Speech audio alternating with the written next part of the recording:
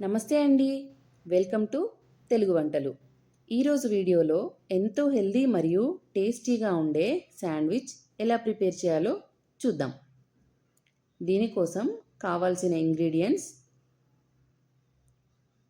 Boiled sweet corn, onion, green chilli, cabbage, కీరా, tomato, capsicum, coriander, oregano, salt, pepper, mayonnaise, tomato ketchup. ముందుగా bowl తీసుకొని ఉడికించిన sweet corn వేసుకోవాలి. ఒక ఉల్లిపాయను ఇలా ముక్కలుగా కట్ చేసి వేసుకోవాలి. అలాగే క్యాప్సికమ్ ముక్కలు, టొమాటో ముక్కలు, కీరా ముక్కలు, క్యాబేజ్ తురుము, పచ్చిమిర్చి ముక్కలు, కొద్దిగా కొత్తిమీర.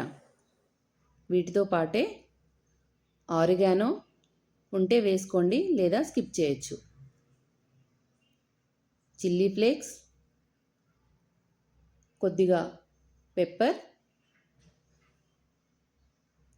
కొద్దిగా సాల్ట్. వీటితో పాటే 2-3 టేబుల్ స్పూన్ల mayonnaise, 1 table spoon tomato sauce. వీటన్నింటిని కూడా బాగా మిక్స్ చేసుకోవాలి. ఇలా బాగా కలుపుకున్న మిశ్రమాన్ని పక్కకు పెట్టుకోవాలి.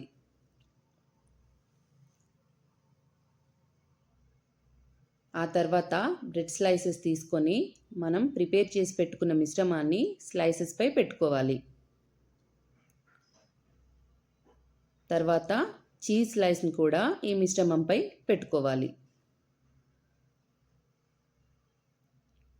తర్వాత మరో బ్రెడ్ స్లైస్ని ఇలా కవర్ చేసుకోవాలి.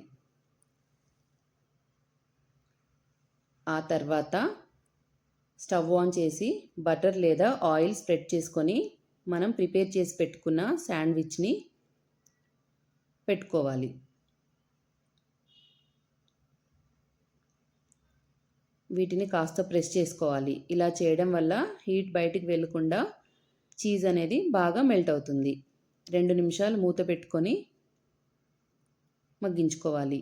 చూడండి, 2 నిమిషాల తర్వాత మరోవైపు తిప్పుకోవాలి. చూడండి, మంచి గోల్డెన్ బ్రౌన్ కలర్ వచ్చింది. అదర్ సైడ్ కూడా ఇదే కలర్ వచ్చేంత వరకు మరో 2 నిమిషాలు మూత పెట్టి స్టవ్ మీదే ఉంచుకోవాలి. చూడండి, 2 నిమిషాల తర్వాత చీజ్ అంతా బాగా మెల్ట్ అయిపోయింది. దీన్ని సర్వ్ అవుట్ చేసుకోవడమే. చూడండి, ఎంతో టేస్టీ మరియు హెల్దీగా ఉండే శాండ్విచ్ తయారైపోయింది. ఈ వీడియో కనుక మీకు నచ్చినట్లయితే ప్లీజ్ సబ్స్క్రైబ్.